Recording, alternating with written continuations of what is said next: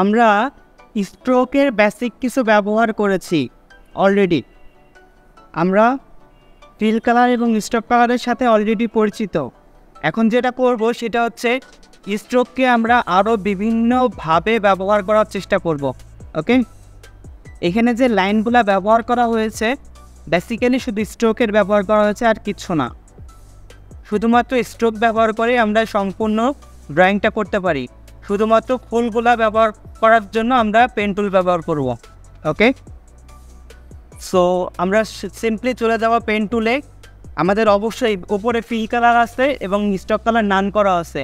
আমরা সোয়াপ করে ফিল কালারটা নান করে নিচ্ছি। যদি কারো ফিল কালার নান করতে সমস্যা হয় এখানে ক্লিক করলেও ফিল কালার নান হবে। হ্যাঁ, এবং স্ট্রোক কালারটা আমরা কোনো একটা কালার দিয়ে নিচ্ছি।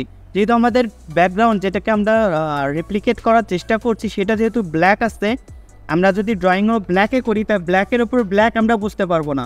আমরা অন্য একটা কালার নিয়ে নিচ্ছি, ফর এক্সাম্পল হয়তো আমরা রেড নিয়ে নিচ্ছি, ব্ল্যাকের ওপর রেডটা আমরা বুঝতে পারবো।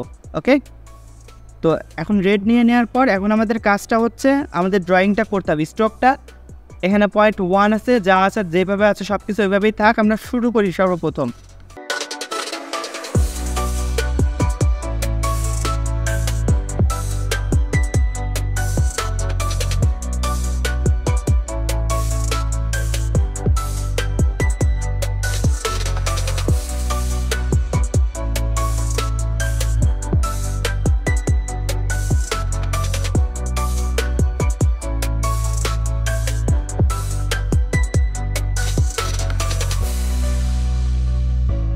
হয়তোবা আমি কয়েকটা মাত্র 1টা 2টা 3টা 4টা 5টা হয়তো নাকি কয়টা 4টা অ্যাঙ্কর পয়েন্ট দিয়ে শেষ করে ফেলছি। আপনাদের ক্ষেত্রে হয়তো এটা নাও হতে পারে, আপনাদের ক্ষেত্রে হয়তো অ্যাঙ্কর পয়েন্ট আরও একাধিক অ্যাড করার প্রয়োজন পড়তে পারে।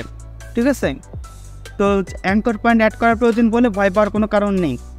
আমরা সর্বপ্রথম পেন টুলের কাজ শেষ হয়ে যাওয়ার সাথে সাথে চলে যাব সিলেকশন টুলে।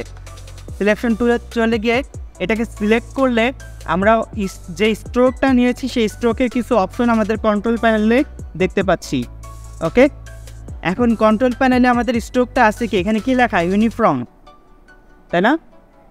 আমরা এই ইউনিফর্মটাকে চেঞ্জ করব। ইউনিফর্মটাকে চেঞ্জ করে উইথ প্রোফাইল 1 দিব, অর্থাৎ প্রথম অপশনটা। ওকে,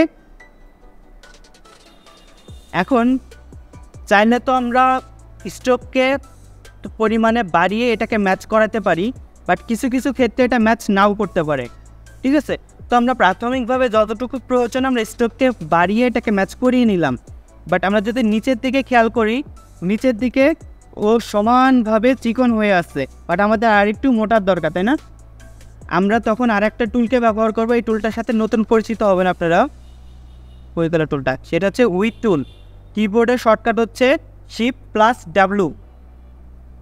ওকে, Shift+W।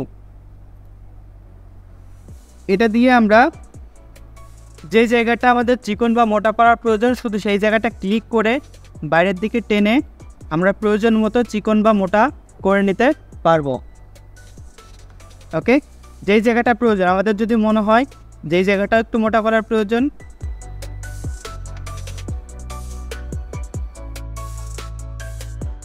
কোনো অ্যাঙ্কর পয়েন্ট লাগবে না, আমরা যে কোনো জায়গায় ক্লিক করলে কাজ করবে। এটা অ্যাঙ্কর পয়েন্টে ক্লিক করলে পরে কাজটা কিছুটা তুলনামূলক ভালো হবে, কারণ অ্যাঙ্কর পয়েন্টের অলরেডি কিছু লাইন থাকে অলরেডি।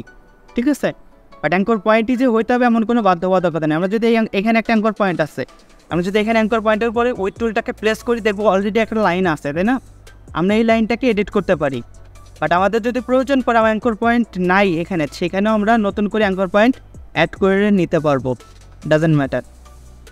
এক্ষেত্রে আমাদের পেন টুলে নতুন করে যাওয়ার প্রয়োজন পড়বে না। আমরা এখানে যে কাজটা করলাম সেই কাজটাই এখন কয়েকবার রিপিট করব, দ্যাটস ইট।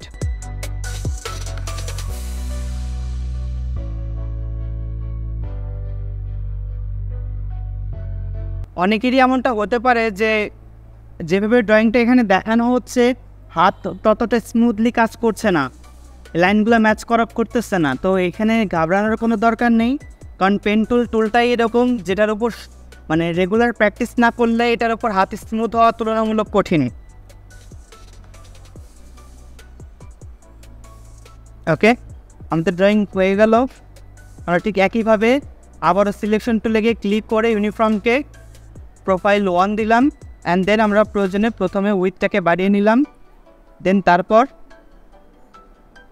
আমাদের উইথ টুল ব্যবহার করে নিজেদের মতো করে একটু কাস্টমাইজ করে নিলাম।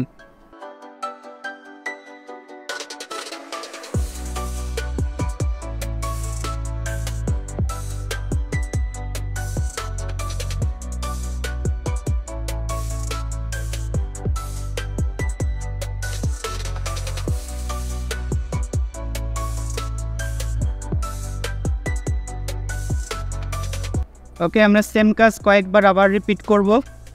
স্যার মেবি মাঝখানে আরেকটু মোটার দরকার ছিল।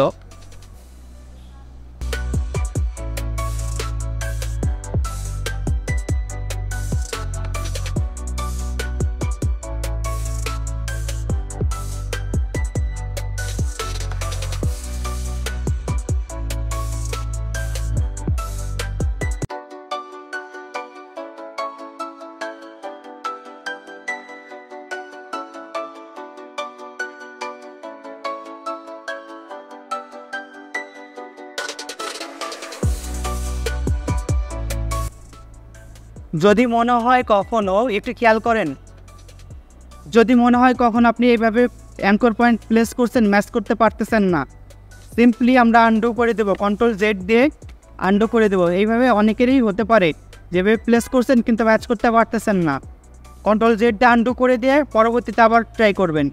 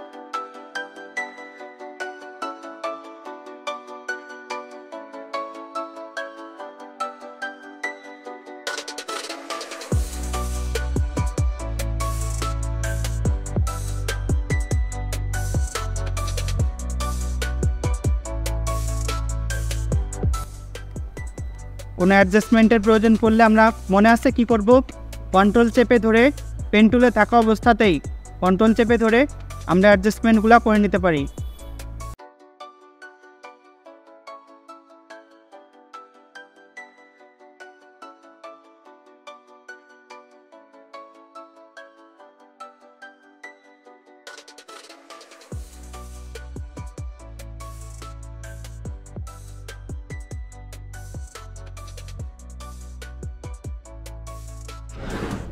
আচ্ছা, একটু খেয়াল করেন, আমরা প্রোফাইল 1 এখানে ব্যবহার করব না,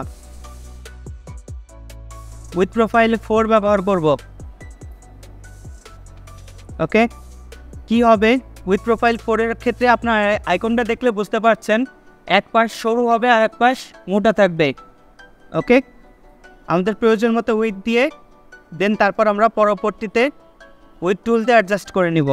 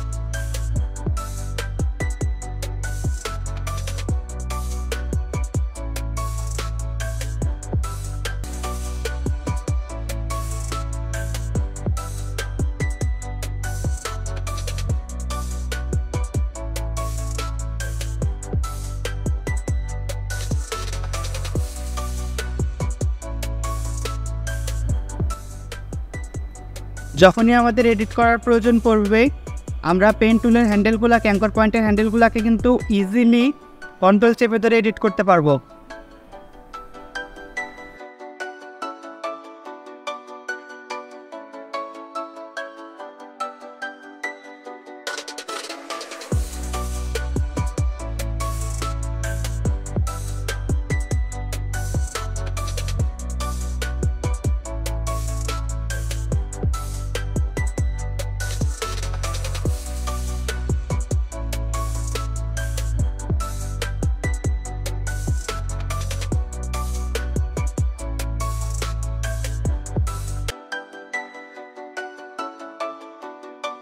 এবার পরবর্তীগুলা দেখেন, অনেকগুলা ডট আছে, ডটগুলা সাজানো আছে এবং ডটের সাইজগুলা দেওয়া আছে।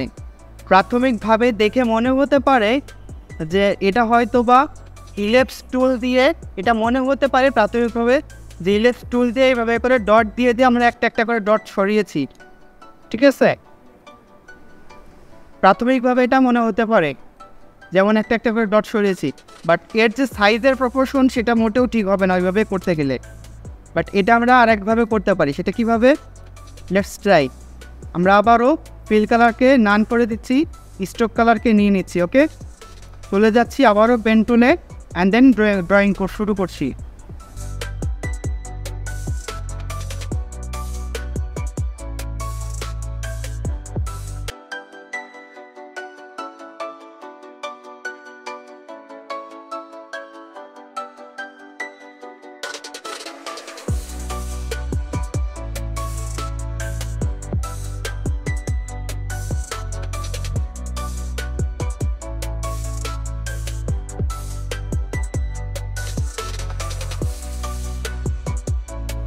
আমরা লাইন টেনে নিয়েছি, এখন এই লাইনটাকে কি করব? আমরা স্ট্রোক প্যানেলটাকে নিয়ে রেখেছি এই সাইডে, বাট এখন পর্যন্ত কাজ করিনি। স্ট্রোক প্যানেলের উপর ডাবল ক্লিক করেন, ডাবল ক্লিক করলে স্ট্রোক প্যানেলটা এরকম বড় হয়ে যাবে।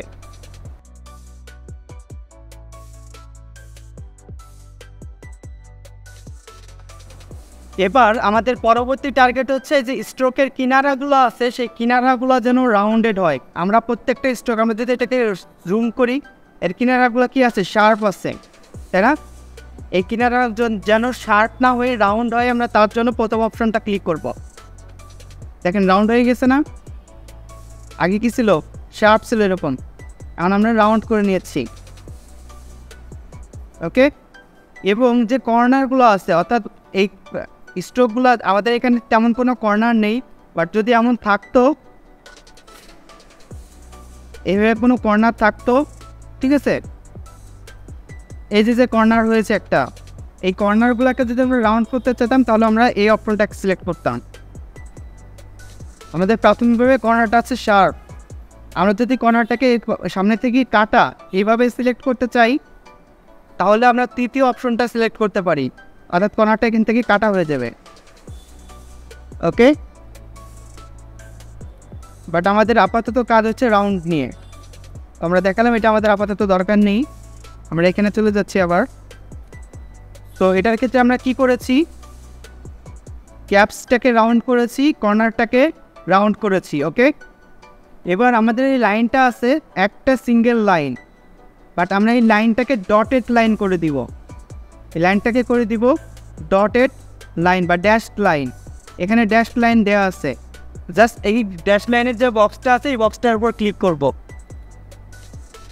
এখানে কিছু লাইন চলে আসছে, এখন কিন্তু লাইনের একভাবে একটা লাইন নেই, ফাঁকা ফাঁকা ফাঁকা ফাঁকা দিয়ে আসছে, তাই না?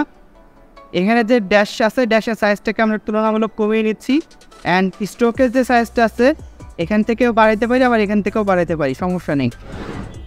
দেন খেয়াল করেন রাউন্ডেড একটা শেপ চলে আসছে। আমরা এখন কিনারার স্ট্রোকগুলোকে বা রাউন্ডগুলোকে ছোটো করার জন্য ইউনিফর্ম থেকে প্রথমে উইথ প্রোফাইল 1টাকে সিলেক্ট করে দিচ্ছি। এখন আমাদের প্রথম দিকের রাউন্ডগুলো ছোট, পরবর্তী রাউন্ডগুলা মাঝখানের দিকে বড়, আবার পরবর্তীগুলো আবার ছোট হয়ে গিয়েছে। যদি আমাদের মনে হয় যে আমাদের রাউন্ড সংখ্যা বাড়ানো বা কমানোর প্রয়োজন, আমরা এখানে যে গ্যাপটা আছে সেই গ্যাপটাকে ইচ্ছামতো কমানো বাড়ানো করিয়ে এটা ম্যাচ করার ট্রাই করে দেখতে পারি, ওকে? 100% আমাদের যে ব্যাকগ্রাউন্ডে ইমেজটা আছে তার সাথে 100% ম্যাচ করতে হবে, ডাজেন্ট ম্যাটার। আমরা সিস্টেমটা বুঝতে পারছি কি না? আমরা সিম্পলি পেন টুলে যাচ্ছি, দেন আমাদের একটা পাথ ড্রয়িং করে নিচ্ছি।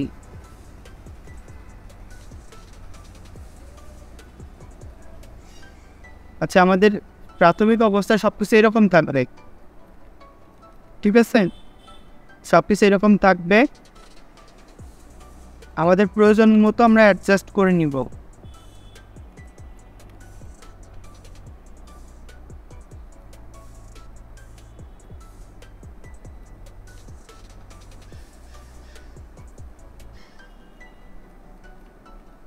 ওকে, এবার আমরা এই লাইনটাকে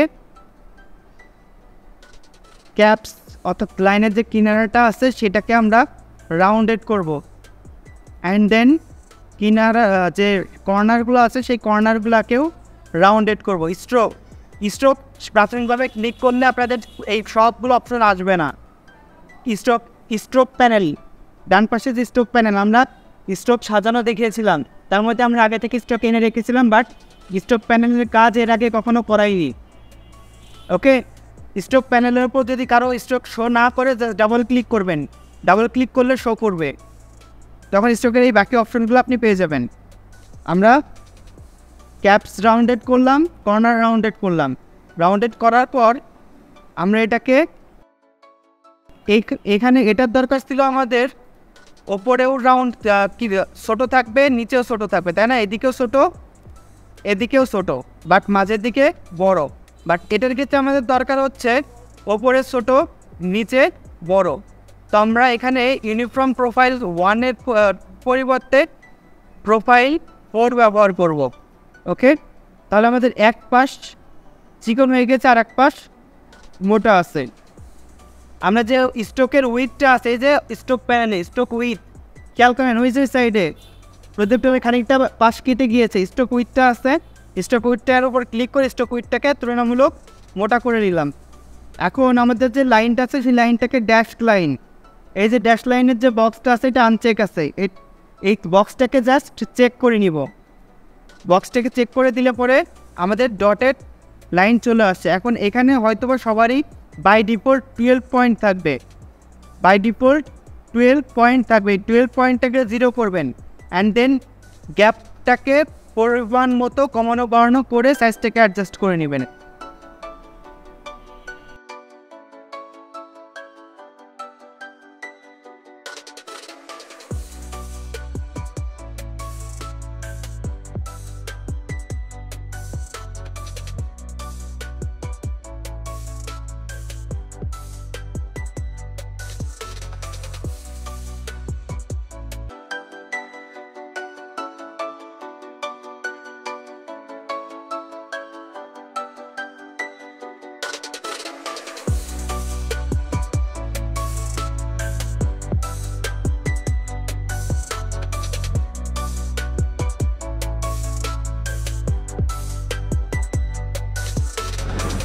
আমরা এই পাতাটা কমপ্লিট করব, বাট একটু ভিন্নভাবে। আমরা জাস্ট অল্টার চেপে ধরে ফাইলটাকে বাইরে কপি করে নিয়ে আসছি, ঠিক আছে? আবার যদি একটু দেখাই, জাস্ট অল্টার চেপে ধরে ইমেজ ফাইলটাকে বাইরে নিয়ে আসছি, এটাকে আমাদের প্রয়োজন মতো একটু সোজা করে নিচ্ছি।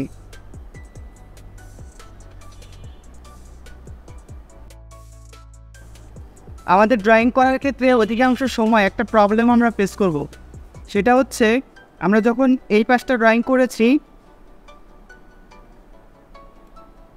একটা স্ট্রোক কালার দিয়ে দিলাম, এই পাশটা ড্রয়িং করেছি, এখন দেখা যাবে আপনারা যখন কাজ করছেন এটা হয়তো একটা সিম্পল ফুল, এটার ক্ষেত্রে হয়তো সেই সমস্যাটা হওয়ার কথা না, বাট অন্যান্য ক্ষেত্রে এই ধরনের সমস্যা হবে। আপনি যখন এই পাশে আবার করতে যাবেন তখন দেখা যাবে এটার সাথে এটা মিলতেছে না, ঠিক আছে? তো আমরা এই সমস্যার হাত থেকে বাঁচার জন্য একটা শর্টকাট ওয়ে বুঝবো, সেটা হচ্ছে আমরা পুরাটা আঁকাবোই না, ঠিক আছে? পুরাটা আঁকাবোই না, পুরাটা আঁকালে তারপর তো মিলানোর চিন্তা আসবে। আমরা অর্ধেক আঁকাবো, বাকি অর্ধেকটা অটো করে নিব। ওকে, খেয়াল করি কীভাবে। আমরা প্রথমে এখান থেকে এই পর্যন্ত ড্রয়িং করেছি, আমাদের এই পর্যন্ত পারফেক্ট আছে কিনা জাস্ট একটু অ্যাডজাস্ট করার প্রয়োজন থাকলে করে নিলাম। দেন শিফট চেপে ধরে সুন্দর মতো নিচের দিকে নিয়ে এসে একটা ক্লিক করে দিলাম। এই পাশে যে লাইনগুলো আছে এগুলো নিয়ে আমাদের মাথা ঘামানোর প্রয়োজন নেই।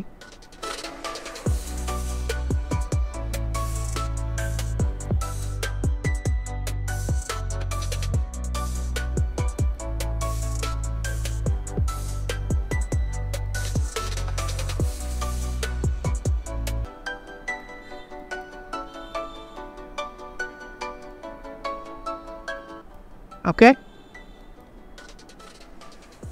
মোটামুটি আমাদের অর্ধেক ড্রয়িং কমপ্লিট হয়ে গিয়েছে।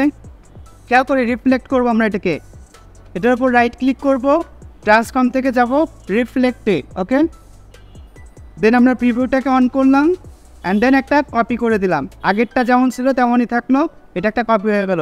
শিফট চেপে ধরে এটাকে সুন্দর মতো জাস্ট পজিশনে বসিয়ে দিলাম।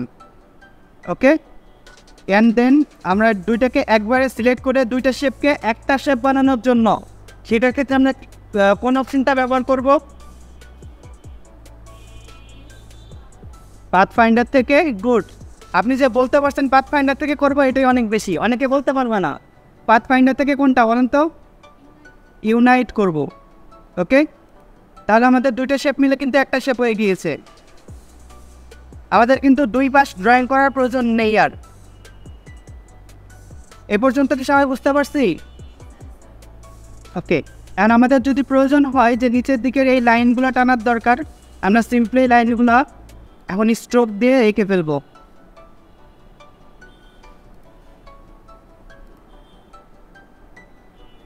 আমাদের এক পাশ সরু দরকার, তাই না?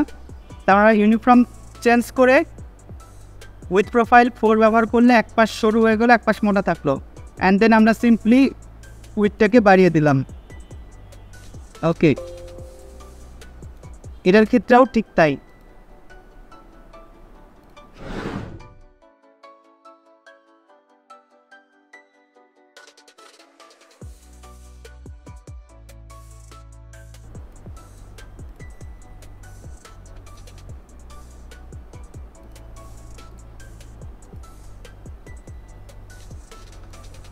এটাকে আমাদের ওই পাশে জাস্ট কপি করে নেওয়ার জন্য রিফ্লেক্ট করে দিব।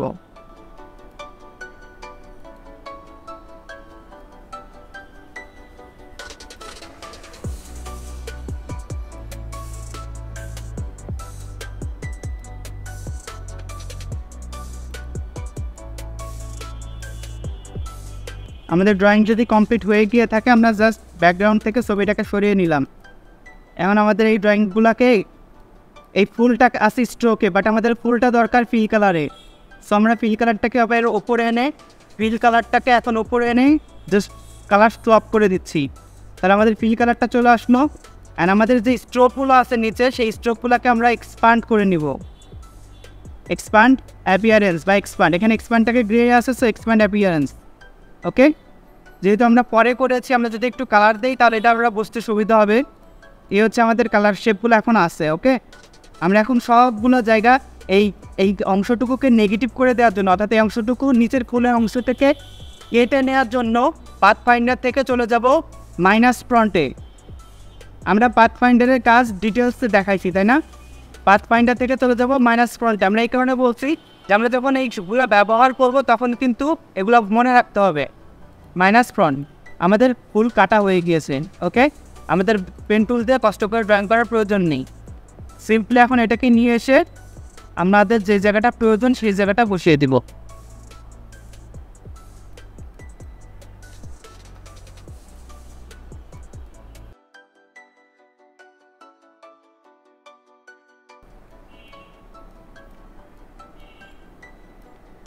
আমরা যখন কপি করে নিয়ে আসি অল্টা চেপে ধরে কপি করছি।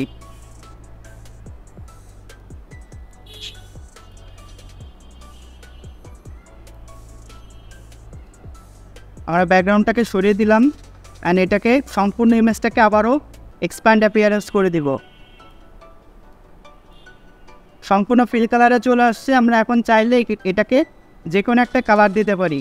যে কালার দিব এখান থেকে সোয়াচ প্যানেল থেকে সেই কালারটা চলে আসবে। ওকে, আমরা যদি চাই কোনো সেকশনের কালার আলাদা দিব আমরা চাইলে সেটাও করতে পারি। আর আপাতত আমাদের সিঙ্গেল কালারই থাকলো। আমরা ফাইল থেকে সেভে গিয়ে ফাইলটাকে সেভ করে ফেললাম।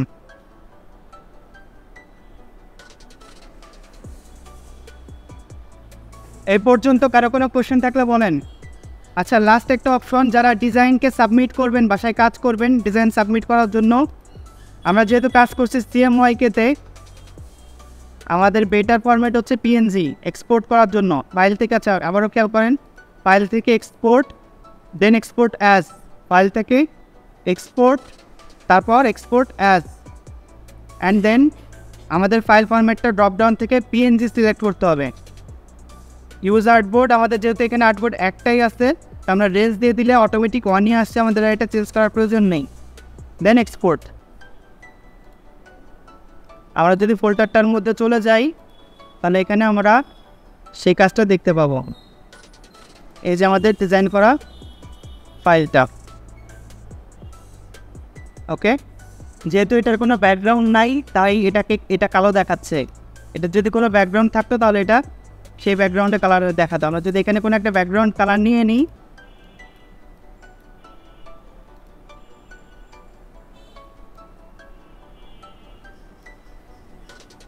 দেন এটাকে হোয়াইট করে দিচ্ছি। এটাকে পিছনে পাঠানোর জন্য কি করব, অ্যারেঞ্জ থেকে send to back, okay, then export করে দিব।